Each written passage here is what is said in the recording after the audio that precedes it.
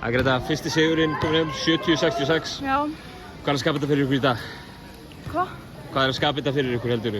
Hvað er að búa þetta til? Það bara, við erum alltaf að taka næsta skref í þessum við erum að gera. Við vorum miklu betri í transition-vörninni í dag og við vorum meira að vinna saman í pressunni. Í síðustu leikjum höfum við verið bara einn og einn að reyna að fara að taka pressuna en núna vorum við alltaf að vinna saman. Það virtist vera með tök á leiknum í fyrri hálfleik og svo svona herða síðan þessu vörnina. Já. Kom eitthvað fát á okkur þá?